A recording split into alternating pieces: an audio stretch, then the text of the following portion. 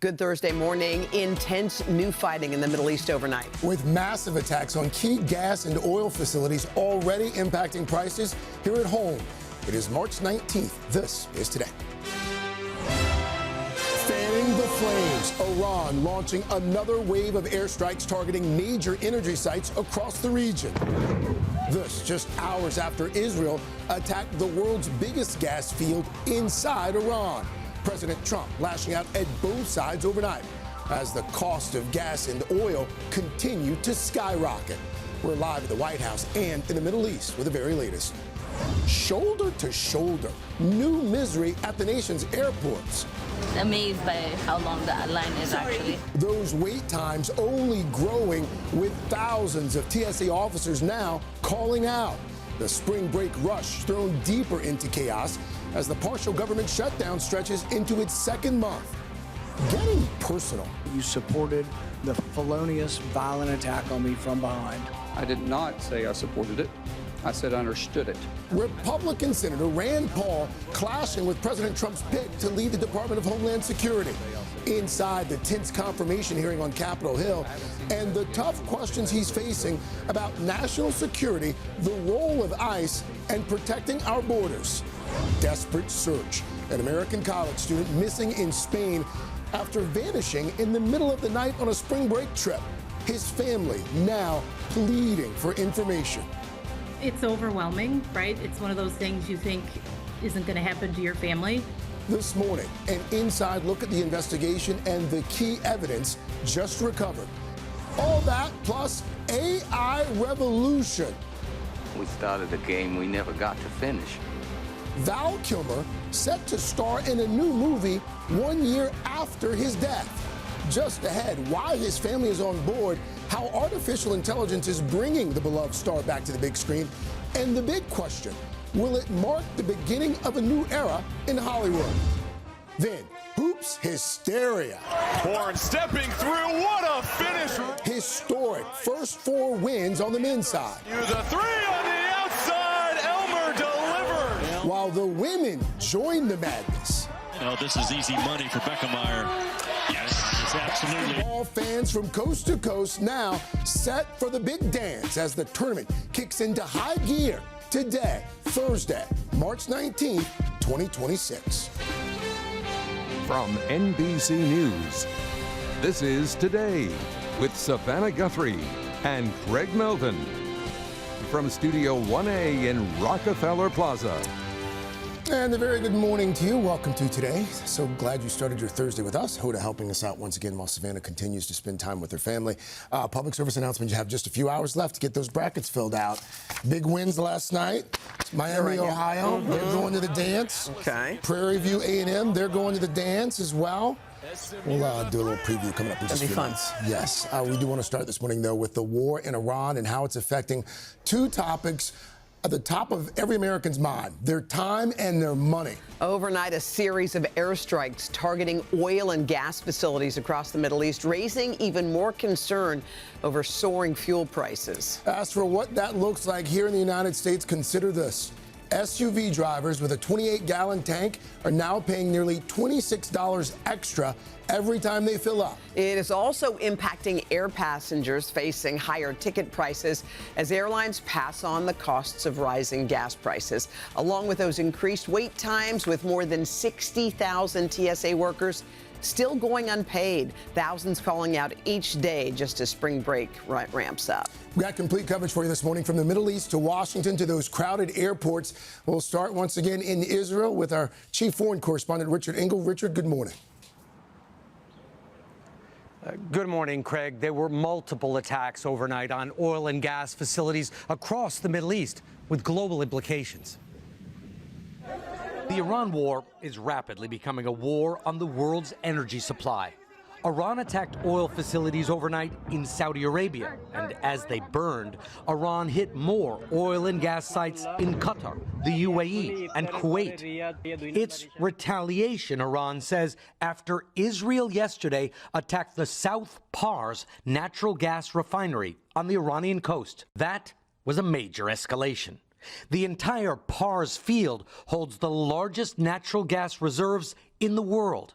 Both Iran and Qatar across the Gulf draw gas from the field. And as Iran hit back on a refinery in Qatar, a senior official close to Qatar's leaders tells NBC News Qatar is livid with Iran and Israel and Washington, furious that a war now partially being framed as protecting the flow of oil and gas is setting them ablaze. President Trump posted on Truth Social that the U.S. was not involved in the original hit on the South Pars field in Iran, saying, quote, "The United States knew nothing about this particular attack." Not true, according to the Qatari official.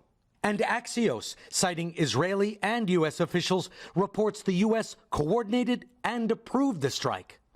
In his post, President Trump continued that if Iran attacks Qatar again, the U.S. will massively blow up the entirety of the South Pars gas field at an amount of strength and power that Iran has never seen or witnessed before.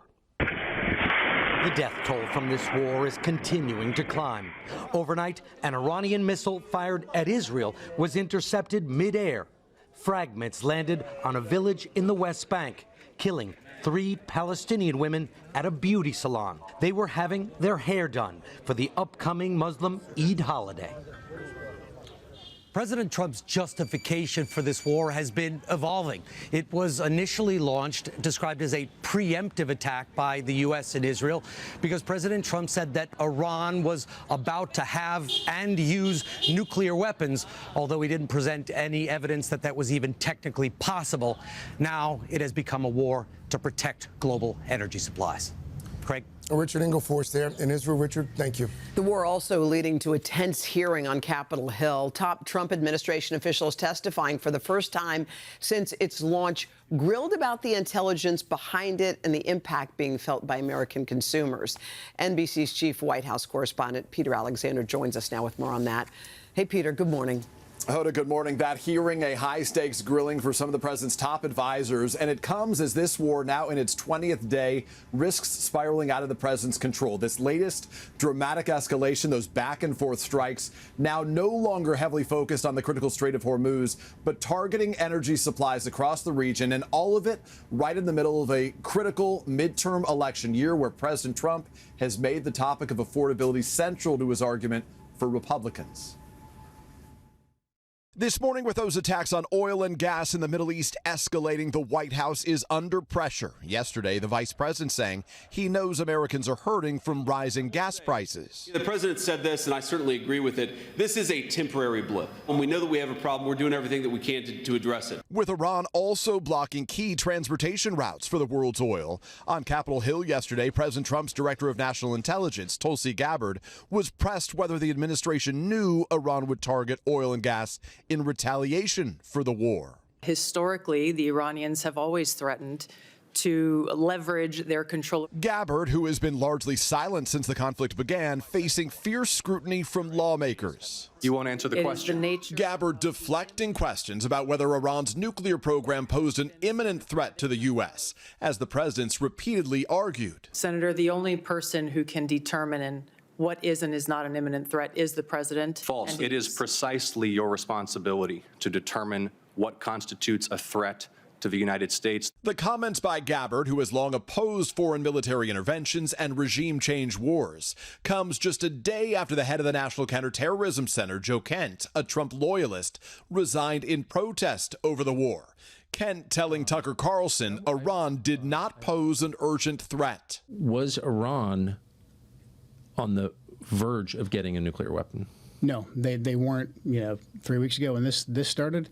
CIA Director John Ratcliffe disagreeing with Kent's assessment. I think Iran has been a constant threat to the United States for an extended period of time and posed an immediate threat at this time. While President Trump initially vowed to obliterate the Iranian regime, Gabbard now says it's much weaker, but still standing. The regime in Iran appears to be intact, but largely degraded.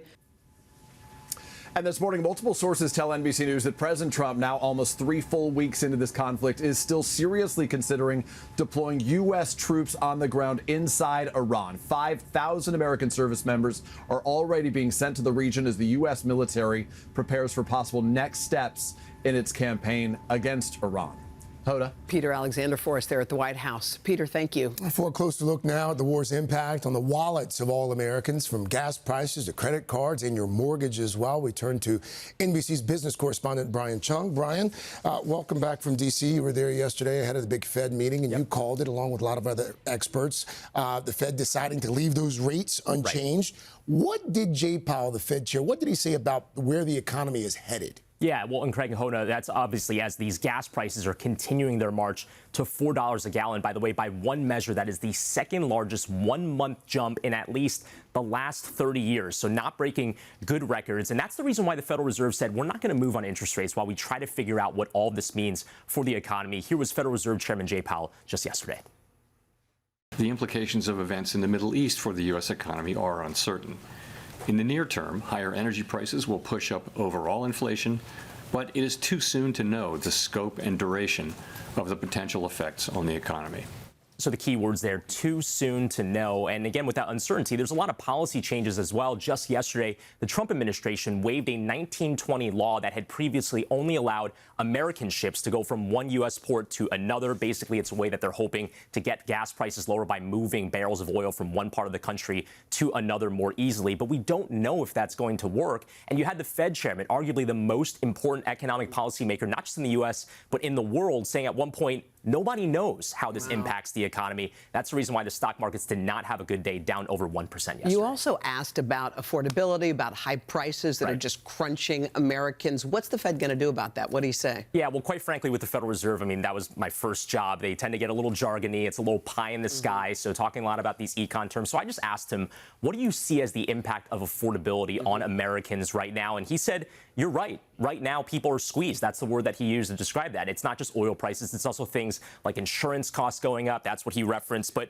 again, with the Federal Reserve not moving on interest rates, there's not going to be a lot of relief on those high credit card rates, mortgage rates above 6% right now. Again, with the Fed not cutting, that's not going to drop anytime soon. But the Fed saying they need to keep those interest rates relatively high to make sure that inflation doesn't run out of control and to try to keep that unemployment rate relatively low. All right. Brian Chung. Thank you, Brian. Thank you. Appreciate it. All right, let's turn now to another closely watched and contentious hearing on Capitol Hill. The president's pick to replace Kristi Noem and lead the Department of Homeland Security, facing questions about his views and the agency's future as lawmakers weigh in on his nomination.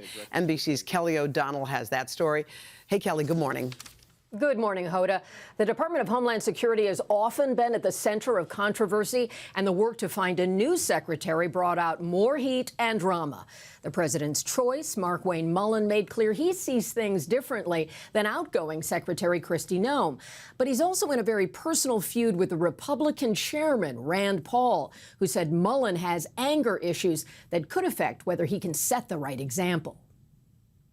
With a key vote today, Oklahoma's Republican Senator Markwayne Mullin is one step closer to taking over the Department of Homeland Security, bringing his tough guy temperament. I'm very blunt and direct to the point, and if I have something to say, I'll say it. Mullin clashed with committee chairman Rand Paul over a long-running personal dispute where Paul says Mullin failed to condemn a violent attack Paul suffered in 2017. Haven't heard the word apologize, haven't heard the word regret, haven't heard I misspoke and it was heated and I made a mistake. Haven't heard any of those words. Sir, actually, it wasn't heated, and I'm not apologizing for pointing out your character. Good. But Mullin did reverse course, admitting he was wrong to label Alex Preddy a deranged individual after his fatal shooting by ICE in Minneapolis. I went out there too fast. I was responding immediately without the facts. That's my fault. That won't happen as secretary. So you regret that statement? I already said that, yes, sir. Would you want to apologize to the family of Alex Preddy? Well, sir, I just said I regret those statements. Is that the same as an apology?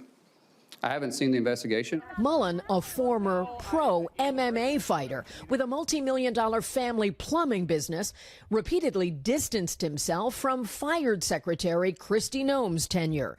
On deportations, he said he was open to reforms for ICE agents. Judicial warrants will be used to go into houses, into place of businesses, unless we're pursuing someone that enters in that place. Mullin said he would not close FEMA. I think it needs to be restructured, not eliminated. and pledged to end a Nome policy that required her signature for dispersing certain disaster relief funds that critics say caused delays. Absolutely. That's called micromanaging, and I don't know if Secretary put that in or someone else did. I'm not a micromanager.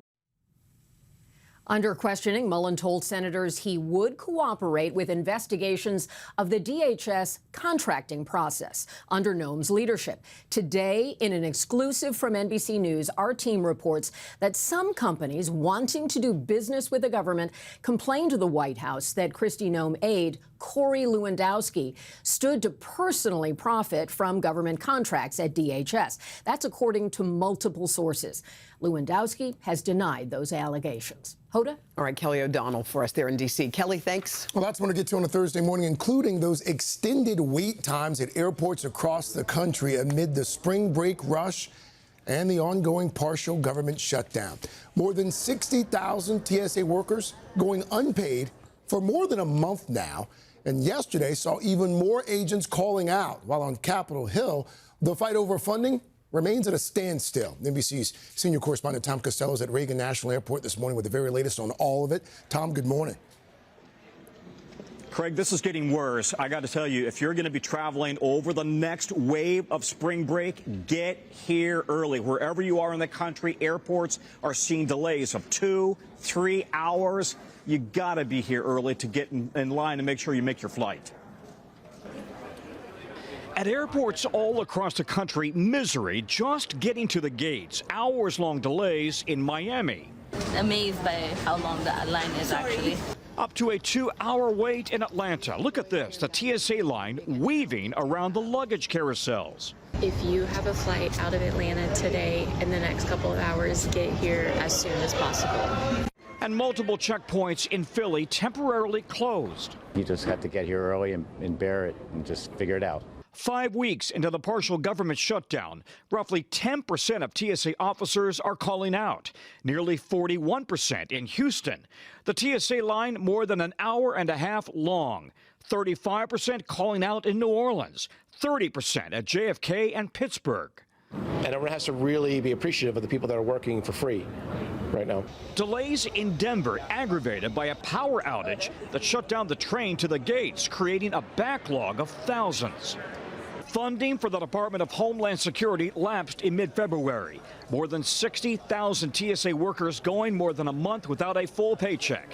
The fight to get them paid at a standstill in Congress. Democrats and Republicans both insist they want to fund Homeland Security. Why are we not funding these agencies that protect Americans? We have put on the floor bills to fully fund TSA. And my Republican colleagues have objected. Democrats trying to force a vote, funding DHS except for ICE and Customs and Border Protection, and dealing later with ICE policing reforms. But Republicans want all of DHS funded now.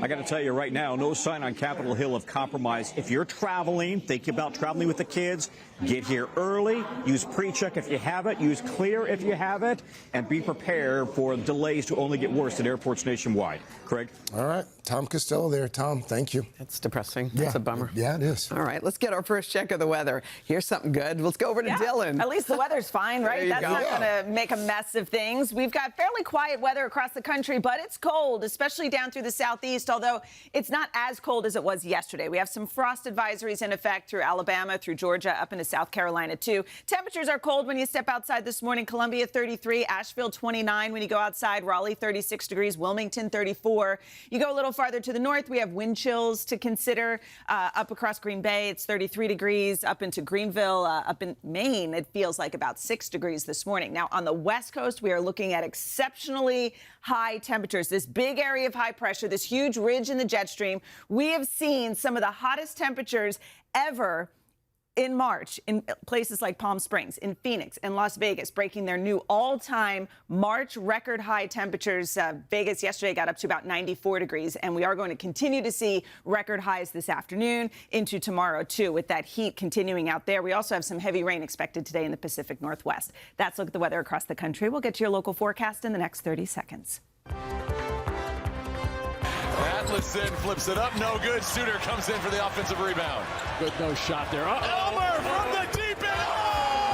Oh, are you kidding me? Miami, Ohio, back at 7:30. March Madness getting into full swing today. Last night, 2 more teams punching their ticket to the field of 64, including the Miami Redhawks. Their magical season rolling on. Also advancing to the next round, Prairie View A&M. They beat Lehigh. Beat them convincingly last night, moving on to face Florida tomorrow. Ready for a day of hoops watching, Carson Daly? Ready, I love the Cinderella stories. I love the small schools that that go on farther than you could ever imagine. It's a fun time of the year. Cool. All right, we have a lot to get to this half hour, but let us start with a desperate search for a college student from Chicago who was reported missing after a night out in Barcelona, Spain. Yeah, the 20-year-old's family, now pleading for help, asking anybody for information about that mysterious disappearance. NBC's Molly Hunter joins us now with the very latest on this one. Molly, good morning. Guys, good morning. A lot of questions this morning, and there's a desperate search underway. Jimmy Gracie traveled to Spain for a fun spring break to visit friends studying abroad there. Well, those friends now tell us they last saw him at a nightclub at 3 a.m. on Tuesday morning. It was a spring break trip to beautiful Barcelona that turned into a nightmare after the family of Jimmy Gracie got a call that he was missing. It's overwhelming, right? It's one of those things you think isn't going to happen to your family. The 20-year-old junior at the University of Alabama was visiting friends studying abroad when he was reportedly separated from them during a night out. Local police say he was last seen around 3 a.m. Tuesday morning at the beachfront nightclub Shoko. Gracie's mother posting on Facebook, "The police have his phone, but he didn't make it back to the Airbnb. If anyone has seen this guy, please call or message me," adding, "He was wearing a white t-shirt and dark pants, probably joggers. He wears a gold chain with a rhinestone cross." We just really want to get the word out and get his picture out there and just beg anybody that might have seen him the other night or ran into him. The Chicago area native is a member of the Theta Chi fraternity at his university. And since Tuesday morning, Gracie's friends in Spain putting up posters and searching for answers. The president of the UA chapter, also in Barcelona, though not with Gracie that night, was made aware of Gracie's disappearance. One of the brothers that was with him that night texted me early the next morning. My heart sank to my stomach. It's definitely not a good text to wake up to, and immediately invoked some pretty scary thoughts. Kevin McClay says the friends who were with Gracie didn't see anything suspicious or weird that night and say Gracie was acting normally. Local authorities have been very helpful and are working closely with us, along with the U.S. Embassy here in Barcelona. We've had guys out on the beach today handing out missing persons flyers. We've all been circulating in and out of the police departments, checking in the hospitals. People who know him say Gracie is responsible and makes good decisions. Jimmy is a great guy. He's honestly a man of upstanding character. He serves as a mentor to a lot of the youth guys in our chapter. He doesn't usually get into trouble, and that's really why we're really worried about him right now. Sounds like a solid young man there, Molly. Molly, you mentioned police and friends. They say he was last seen at 3 in the morning, Tuesday morning. Do we know what happened after that? Any sign of what went down after that?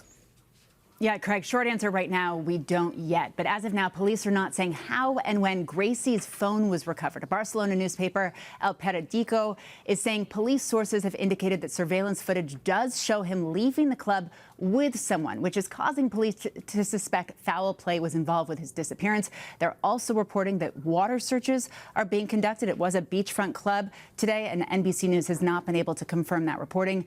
Meanwhile, Craig, investigators have confirmed to us they've completed the initial checks, and the search is ongoing. Craig? Okay. We'll wish the best for his family for sure. Molly, thank you. Thank you, Molly. Just ahead, troubling allegations of abuse against civil rights icon Cesar Chavez. What an investigation has uncovered decades after his death and the impact on his legacy. But first, a new twist in Hollywood's growing divide over artificial intelligence. What we're learning about a new movie set to feature an AI version of the late and beloved actor Val Kilmer and the impact that could have on the future of the film industry. We'll have it for you right after this.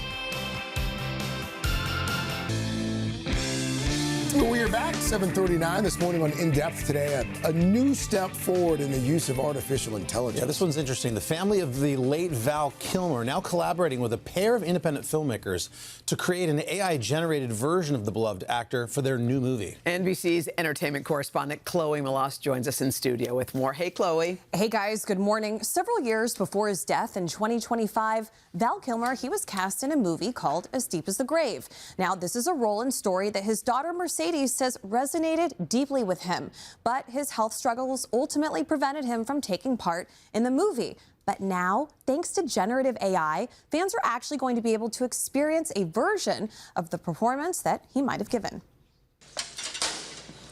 You're everyone's problem. For decades, Val Kilmer's unique style and innate cool elevated films like Top Gun, The Doors, and Tombstone. I'm your huckleberry. Now, a year after his death, the iconic actor will return to the screen as an AI-generated version of his former self. He's no longer with us, but we're going to get the experience of Val Kilmer through this process of this story. Before his health deteriorated, filmmakers Cordy and John Voorhees say Kilmer was enthusiastic about his role in As Deep as the Grave, a film about archaeologists and Native Americans in the Southwest desert. We're all about ethical AI. That is what this is, right? And it's collaborative. This film specifically is the best example because he already wanted to do this character. The filmmakers say they used home movies and personal photos to generate the new AI version, not Kilmer's professional work. The Navy needs Maverick. The actor had embraced similar technology during his lifetime. After losing his voice because of throat cancer, he worked with a software company to create an AI-powered version for the 2022 movie Top Gun Maverick. One last thing. Who's the better pilot? You or me?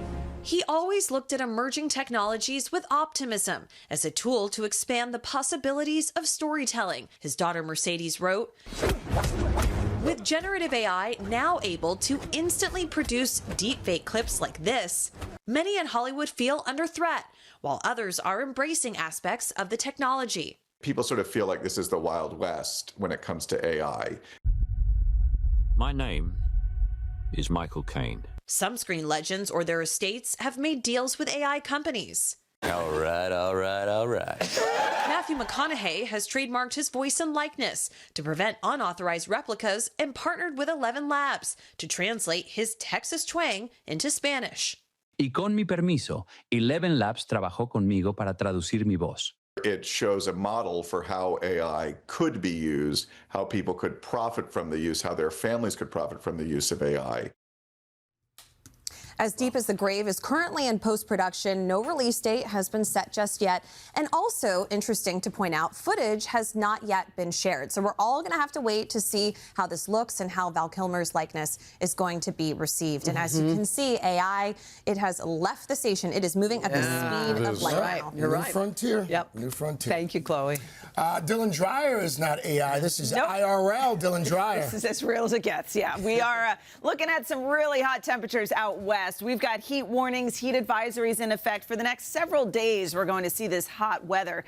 And look at all these dots. These are the cities where potential records could be made. So all the way down through Southern California into Arizona. We are not just going to tie records, we are going to crush records. Vegas, the record today is 90 degrees. We're forecasting a high of 96. Palm Springs, the record is 97. We're forecasting 107 degrees. I mean, these are heart of the summer kind of temperatures, and it's only March here. So we are going to see, even up in the Billings, Montana, highs in the 80s. The old record was 75 degrees. So we've just got this huge ridge in the jet stream. It's going to keep those numerous record high temperatures in the forecast for the next several days. Heavy rain in the Pacific Northwest. In the east, though, we're still dealing with those temperatures running about 5 to 15 degrees below average. That's a look at the weather across the country. Now here's a peek out your window.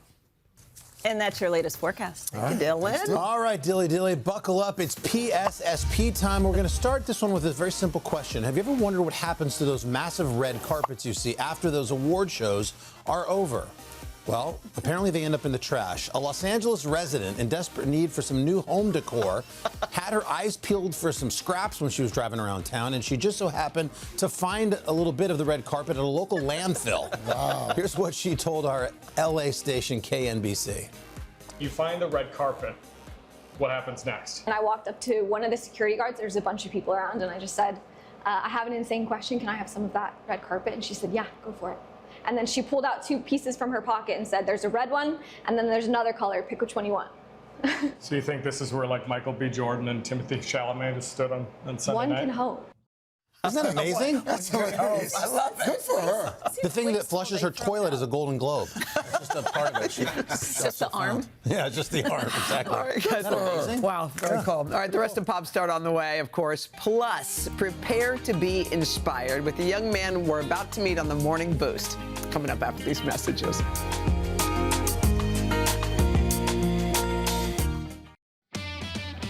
All right, back now with your morning boost. We've got the OG booster in the house. With JBH out, feels like you should take it. All right, I'm going to handle it for JBH. Here we go. Allow me to introduce you to 4th grader William Miller. So this kid from Goodyear, Arizona is inspiring a global audience with his message of civic engagement. He's delivering speeches to audiences all across the country.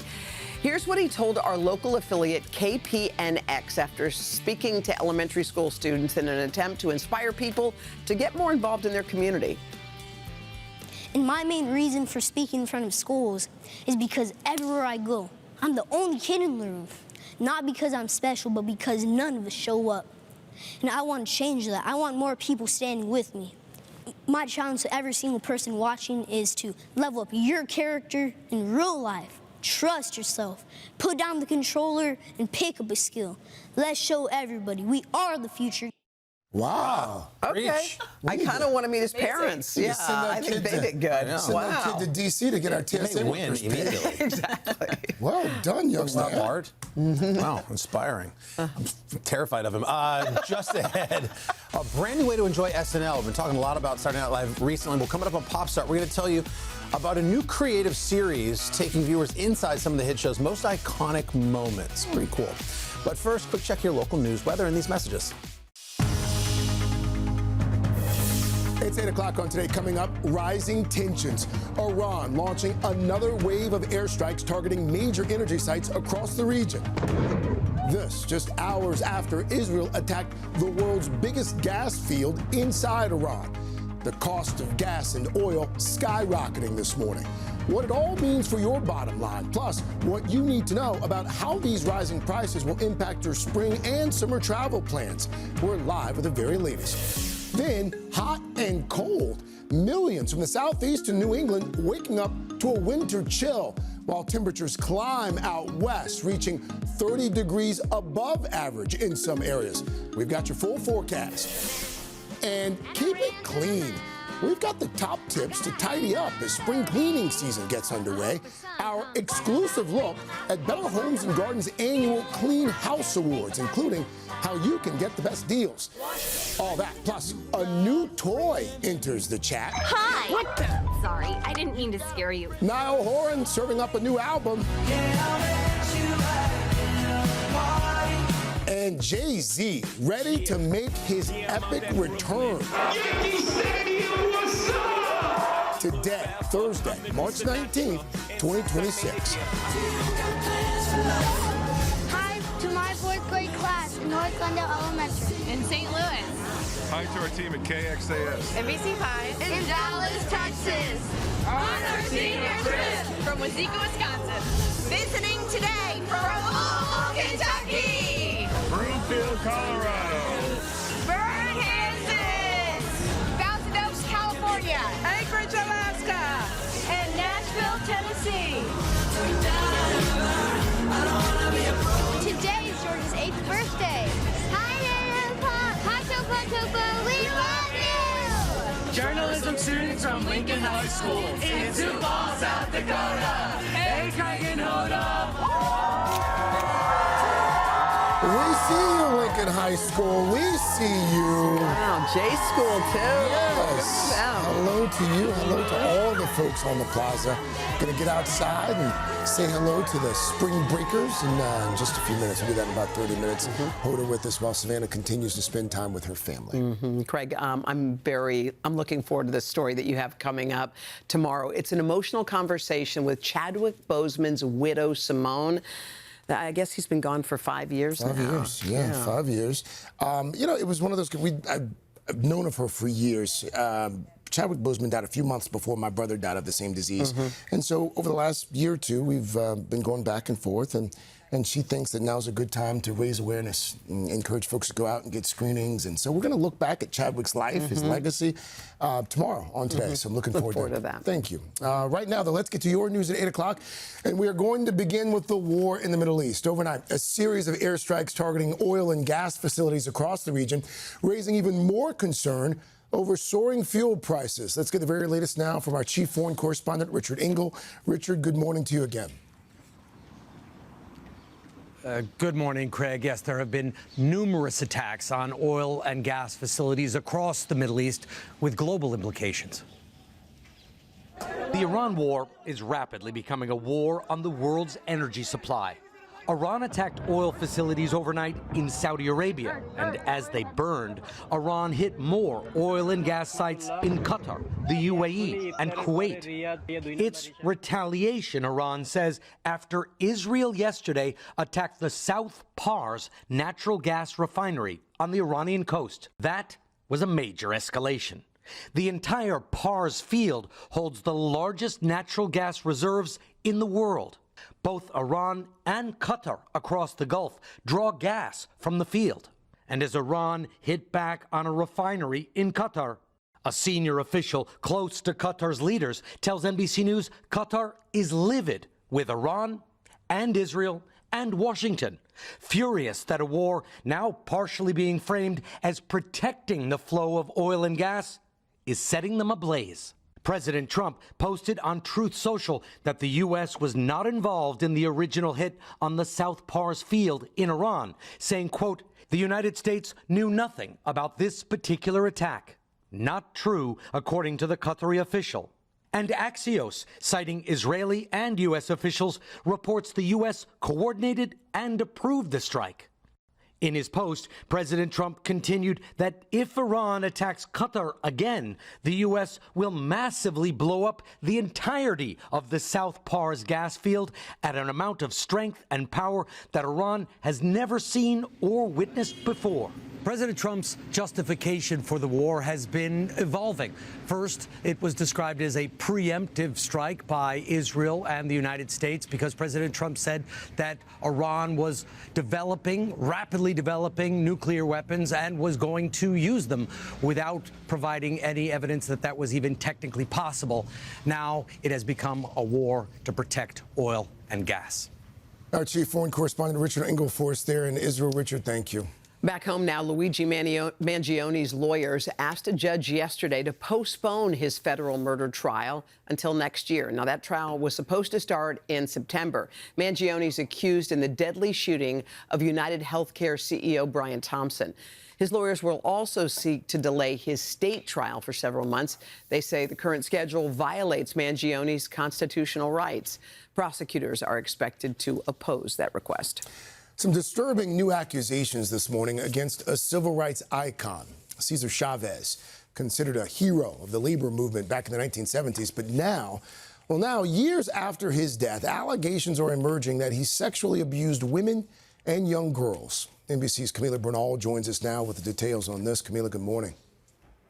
Hey, Craig, good morning. Many have described them as shocking, troubling, and really sad allegations. Multiple women have spoken out, notably Dolores Huerta, who worked next to Cesar Chavez for years. She says she kept this secret because she believed that speaking out would hurt the farm workers movement. But now she says she can no longer stay silent. This morning, the history of labor rights icon Cesar Chavez is being rewritten to include new shocking allegations of sexual abuse of women and girls. Viva Cesar Chavez! He rose to prominence fighting for farm workers and was widely credited with improving their lives through health, safety, and social services. After his death in 1993, streets, schools, and murals across the nation were named after him. Now, Dolores Huerta, who co-founded the United Farm Workers Union with Chavez and marched alongside him for decades, has revealed he sexually assaulted her twice, saying that the first time, quote, I didn't feel I could say no because he was someone that I admired, my boss, and the leader of the movement I had already devoted years of my life to. The second time I was forced, against my will, and in an environment where I felt trapped. Both encounters resulted in children. Still, Huerta remains silent. After the children were born, I arranged for them to be raised by other families that could give them stable lives. Her stunning revelations came after a New York Times investigation uncovered a pattern of abuse, including 2 other women who say Chavez sexually abused them in the 1970s when they were just 12 and 13 years old. NBC News has not spoken with the women. One, Ana Murguia, photographed next to Chavez at a 1975 march. The Times said extensive evidence supports the 2 women's claims through interviews with more than 60 people, union records, and confidential documents.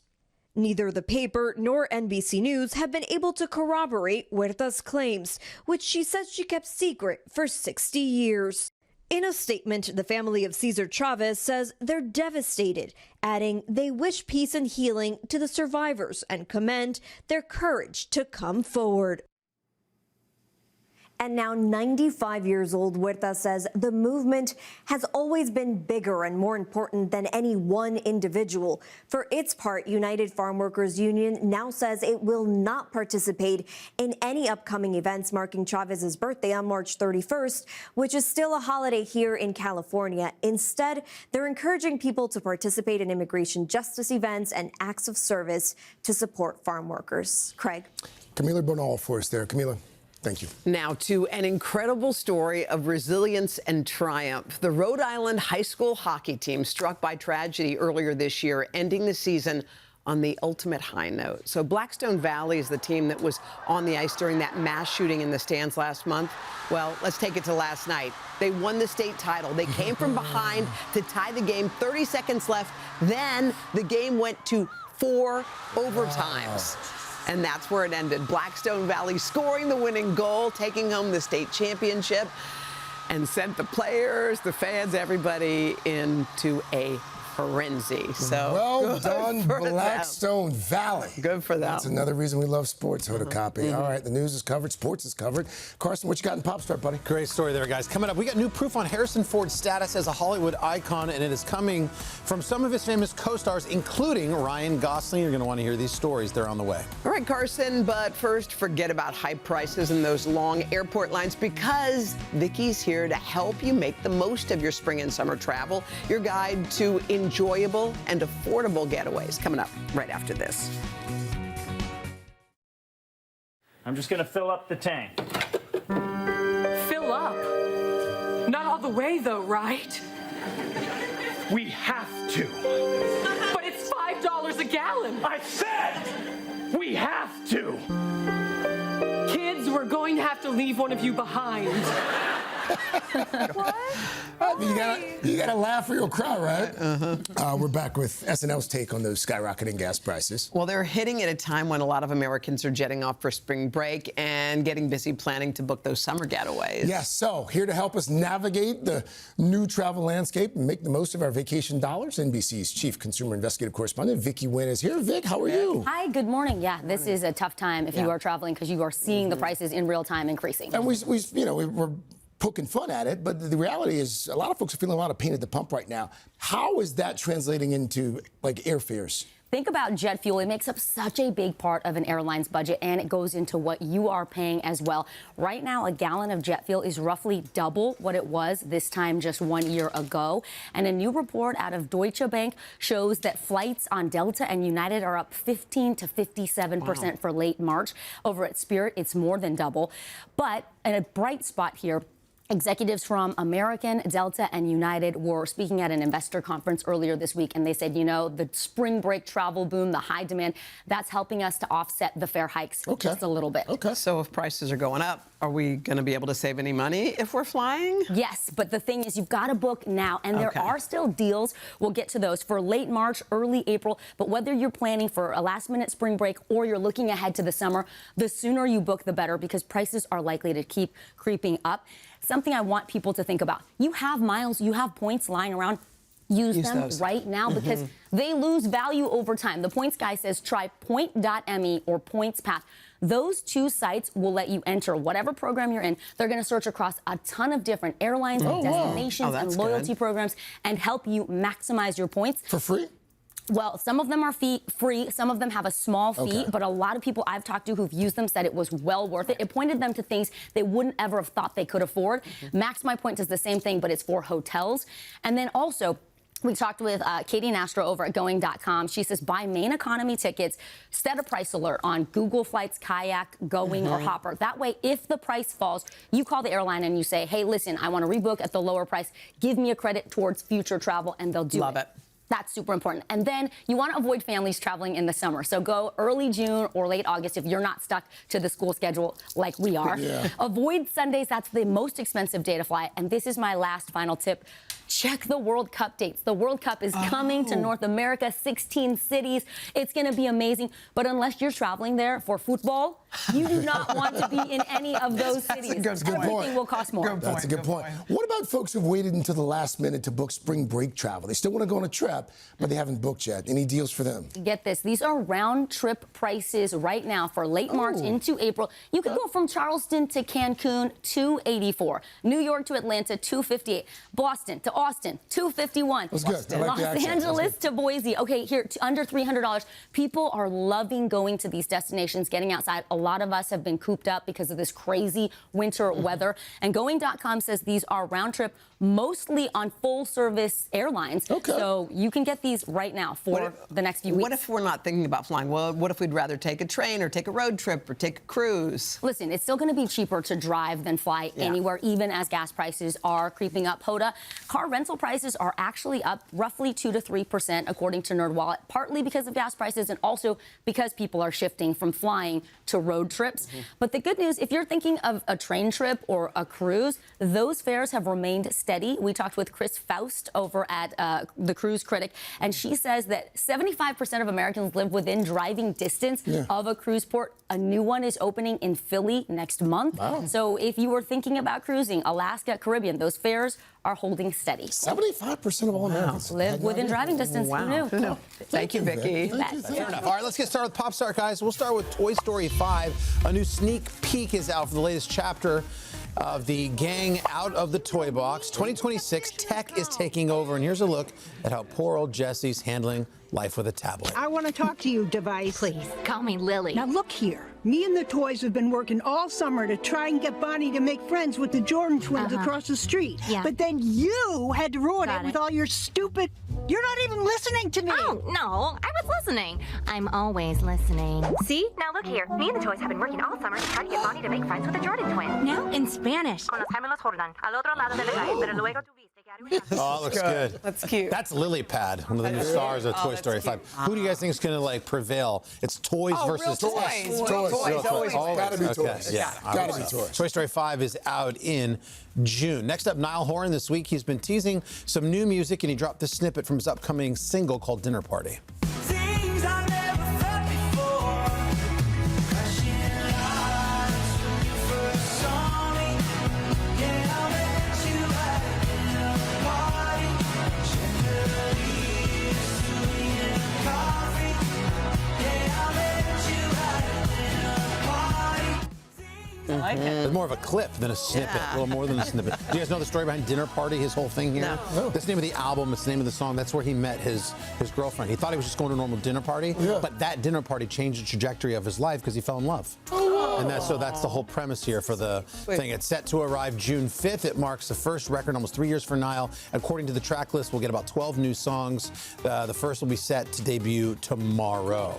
So good for him. Great guy. Next up, Jay-Z, the rapper, is returning to this massive New York venue. Yankee Stadium, what's up?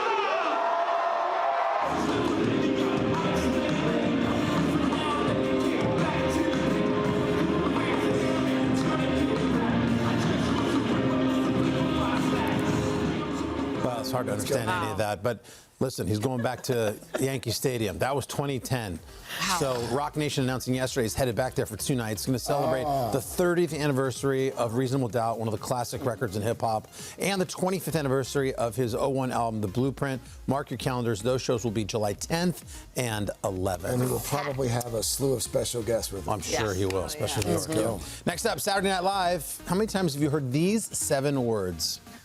Live from New York, it's Saturday night! Well, an iconic line there, more than 5 decades on television, and current head writer Colin Jost giving a peek behind the curtain in Studio 8H to reveal exactly how those perfect cold opens at the beginning of the show came together. It's part of SNL's new web series, and he just named this sketch, based on Katie Couric's 08 interview with Sarah Palin, as an all-time best.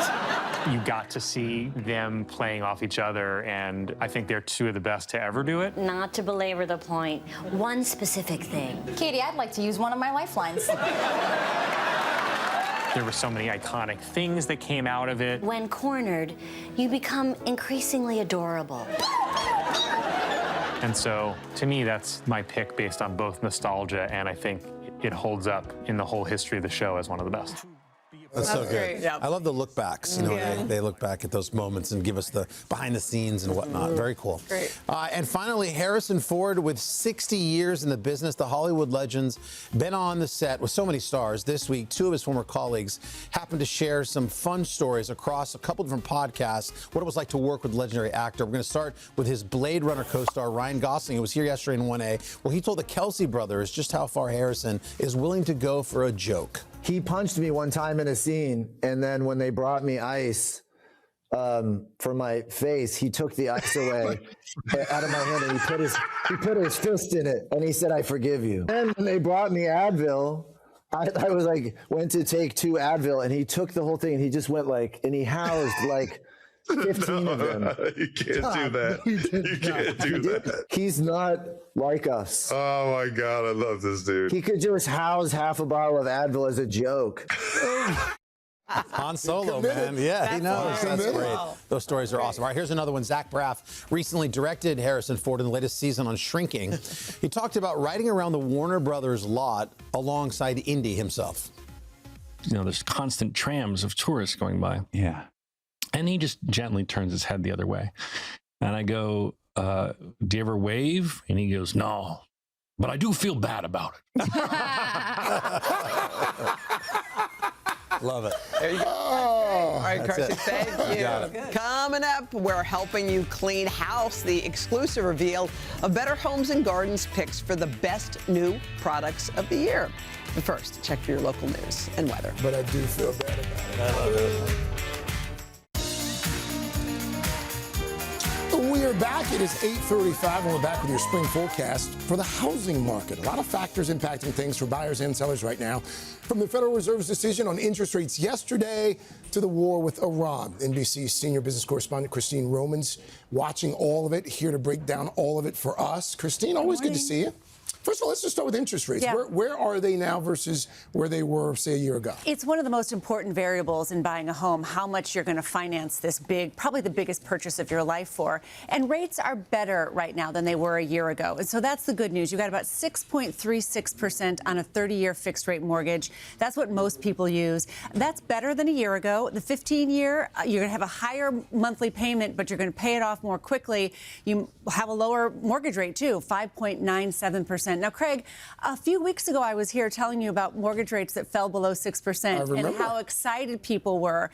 Things have changed. Yeah. That war in Iran has caused some concerns about inflation. The Fed penciling in only one more rate cut for later this year. So the National Association of Realtors is expecting an average of about a 6% mortgage rate this year. It'll be higher and maybe lower than that from time to time. Better than last year, not as good as what we were seeing a few weeks ago. What about home prices and what about supply? So home prices are still rising. And as you know, I mean, home prices have been nuts over the past few years. They've risen very, very quickly.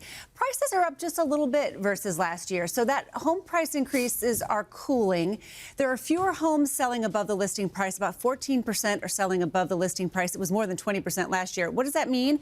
Translation, fewer extreme bidding wars this year. And that's good for for buyers. Yep. Inventory has increased a little bit. We still need a lot more homes. There's a big story about after the Great Recession, how we didn't build enough homes, but inventory is improving a little bit. So all of these things are inching forward to being a positive for home buyers this year. And just one final thing here. A lot of people have been frozen in their mortgages. They didn't want to leave their house. The National Association of Realtors tells us there are now more people with a 6% mortgage or higher as there are 3%. Oh, wow. So that means people have said, look, I have to move. I have to buy a house, and I'm not going to let the mortgage rate hold me back. So if you're thinking of buying or selling right now, is now the time to jump into the water? So for home buyers, those better rates than last year and less competition, that is a good combination for buyers. There's improved buying power. Zillow says people can afford a little bit more of a home this year than last year. Home prices are still high, so if you're the seller, that means you're going to walk away with a bucket of money if you bought your house 5, 6, 7, 8 years ago. Now, the problem is you got to live in the bucket because you got to go buy another house. So for sellers, be careful there. But there are some reasons for both buyers and sellers that this year is a little bit better than last year. What are some rules of thumb that folks should keep in mind if they're thinking about buying or selling? So the most important thing in my book is don't get a house you can't afford. If you need to rent for another year or two, then you should do that. Try to build a down payment fund, put it in a high yield savings account. 20% is the rule of thumb, a 20% down payment. Not everybody can do that. There are 3% down payments that you can get if you look at your bank or your credit union or state, local, and federal programs if you qualify. You want to consider about a 28% of your monthly income. That's what you spend on housing. That's not just your mortgage. That's also your insurance and your upkeep. Yeah. That 28% rule of thumb, people scream at me. They say in most zip codes, you can't do that. And I realize that. But just be aware that for financial flexibility, that's what you want to do there. And if you are flexible about where you can live, some of the best markets for buyers include Indianapolis, Atlanta, Charlotte. Great cities too, by the These way. are some of the places that are the best places to live and buy right now. But sometimes you're not flexible. You have to buy a house. Most people aren't. Because you have to live near grandma and grandpa for the free childcare, or you're, hint, hint. There are other things, there are other reasons. The schools, you move for a job. Sometimes just the mortgage rate or just the home price is not the driving factor in housing. Really quickly before I let you get out of here, ARMs, those adjustable rate mortgages, are they as popular as they used to be? They're getting more popular again, and the reason why is the feeling is eventually interest rates will start to come down. Got it. So in a declining interest rate environment, an ARM is an adjustable rate mortgage, which means you agree right now for a certain period of time to pay X% interest, but it will adjust with the market. Now, the risk is if there's some big inflation surge, if the war in Iran is a real, a problem for a long time and interest rates actually start to rise, then you get caught. Then your housing prices rise. So that's why the 30-year fixed is so popular for some people. There are no surprises in a 30-year fixed rate mortgage. Christine Romans, you always bring the goods. Thank you. Great to see you, Greg. Thank you, Christine. Mr. Daly. Some good info there, guys. Thanks so much. Coming up, Better Homes and Gardens award-winning products to make everyday cleaning faster and easier as you freshen up your lovely homes, getting ready for spring. But first, this is Today on NBC.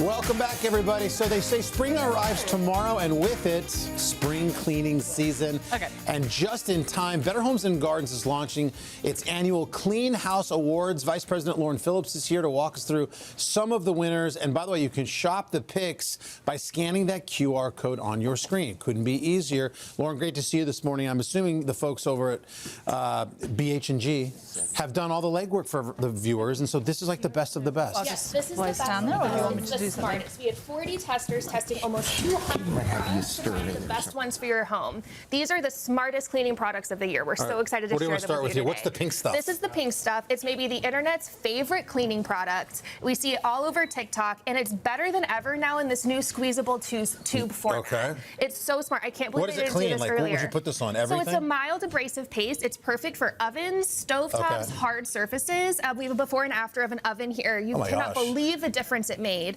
And now now it's easier to apply, a more precise application for better clean. I think this is the smartest innovation for really a beloved cleaning product. Look at that, $6. Scan the QR code, get the pink stuff, and clean your house. It's a mess. Yes, we love the pink stuff. Great start there. And what sponge application would you use? A sponge is great. A Either scrubber, side. it depends on the surface you're doing. All right, awesome. Lauren, what's next? Yes, we have Steve's Cleaner here. This is an incredibly powerful cleaner. Our testers tried everything they could to stump this cleaner, and they couldn't. I have some sticky maple syrup here.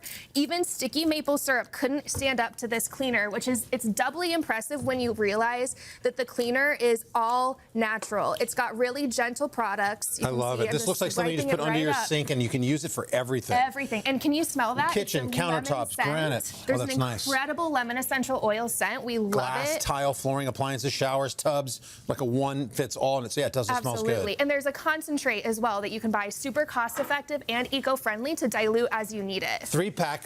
$11. Great deal there. Lauren, what do we got next? This is a new design from Scrub Daddy. They make really great cleaning tools. This is Eraser Mommy. It's a two-sided, I know, they do great names. It's a two-sided cleaner. This is what you use when you don't know what to use. For shoes, for example, is my favorite example. I never know what to use to clean my shoes.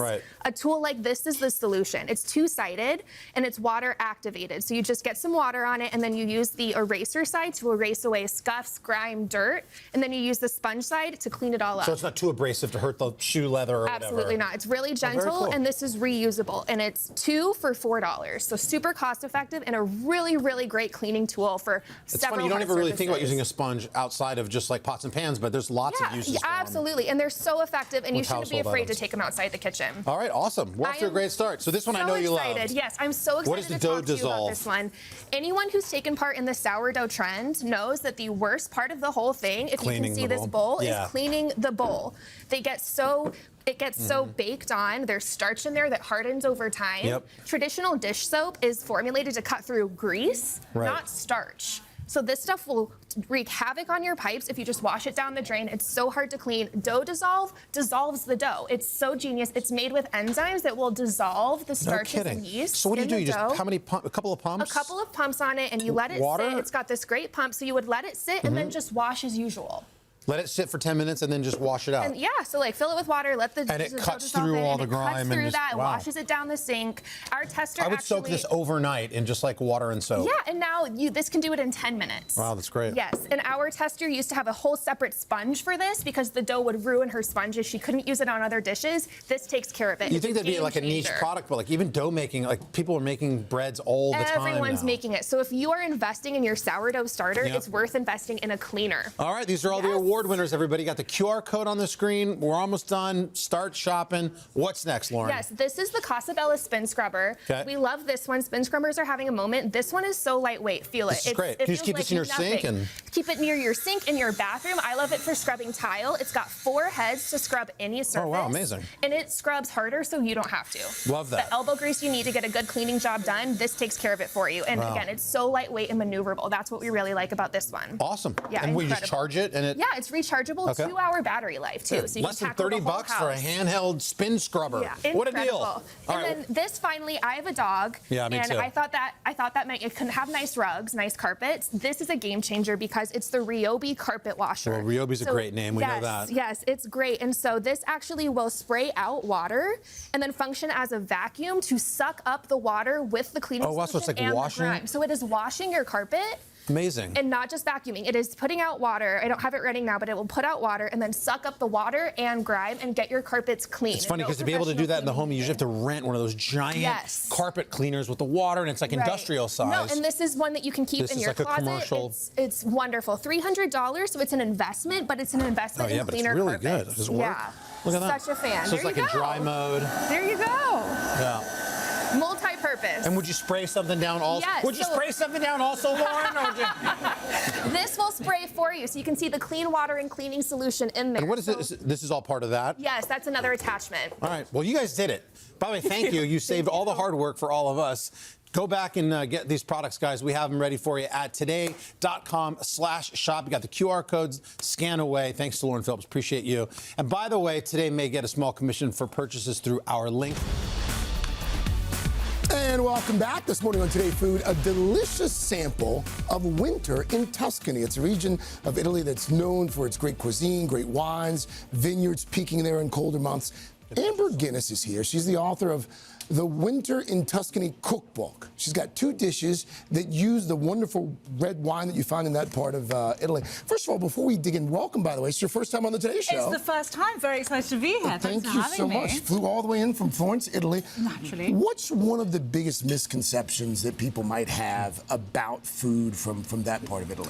Well, so I think the biggest misconception, I know we're cooking pasta today, that all Italian food is pizza and pasta. It's actually so varied. We have so many amazing vegetables. We eat really seasonally. There's amazing meaty stews, incredible lemony meatballs I have in the book. You know, it's very, very varied cuisine, I think. All right. What are we making this morning? So today we are making rigatoni al sugo finto. Now, finto means fake in Italian, and this is fake because we're going to use carrots, celery, and onion to mimic mincemeat. And what we're going to do is just chop these vegetables as finely as you can by hand. I mean, I'm a home cook. I'm not a chef, so I'll just do my best as you would at home, and I'll sort of do that and get it to kind of this consistency. Okay. You can do this in a food processor, but I wouldn't recommend it because it goes a bit mulchy. But if you're short on time, go for it. Okay. But just keep an eye and pulse it. We've got a little olive oil in there. We're going to add this to quite a lot of olive oil. Quite a lot. Yeah. A lot of olive oil. A lot of olive oil. Yes. About 5 tablespoons, because we're not using any animal fat, but we want to give a sense that we're having a meaty ragu, basically. So we're going to add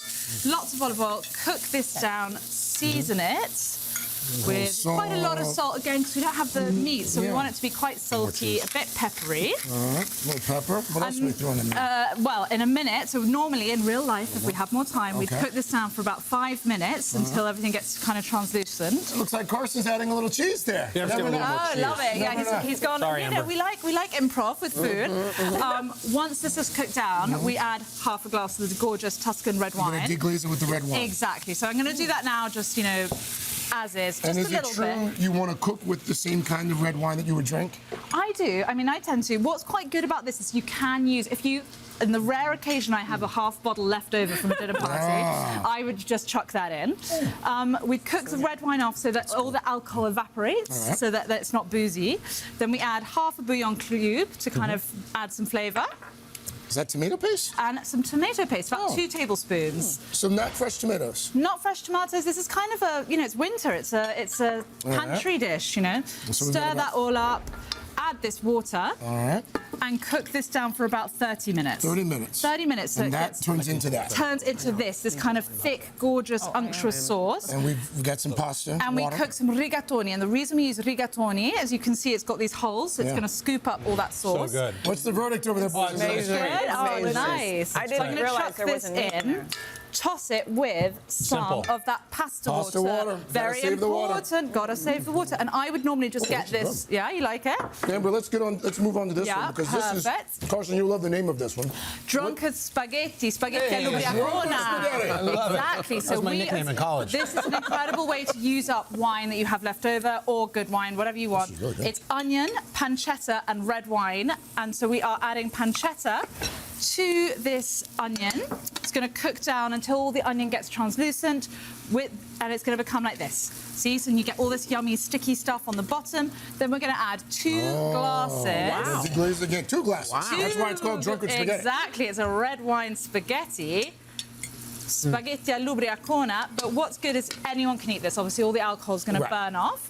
We're going to season, lots of salt, lots of pepper. This seems pretty simple. It's so straightforward. It's like 4 ingredients. Then we have the pasta boiling water. And what's fun about this is we are going to add half a bottle of wine into that pasta water. I know. So what does that do? So that is going to give a depth of flavour to this spaghetti and also impart some gorgeous colour. So once it's cooked, it's going to become this colour. That's how it got that colour. Exactly. So it kind of takes on this gorgeous violet hue. So and it becomes this yummy, unusual dish. It is so different. It's different than what you would imagine. Exactly, exactly. So Amber, very Tuscan. You know, we're all about the red wine in Tuscany. Amber, well done. Thank you. What else are you going to do while you're here in the city? I'm going to have an explore. I had a wander around Central Park in the sunshine yesterday. Have you ever had chicken wings? Do you like chicken wings? I had some chicken wings. They were delicious. We have good chicken wings. Yeah, very good. I know a couple spots, I'll tell you. Okay, I'm going to take you up for that after. Well done, Amber. You come back anytime, okay? Thanks for having me. To find and try these recipes and dishes, you know where to go. Today.com/food. We are back with a third hour, followed by Jenna and Chanel. But first, quick check your local news, weather, and these messages. Hey, thanks for watching. And don't forget, you can catch the Today Show every morning on NBC or take Today when you're on the go. Just follow the Today podcast on Apple Podcasts, Spotify, or wherever you listen.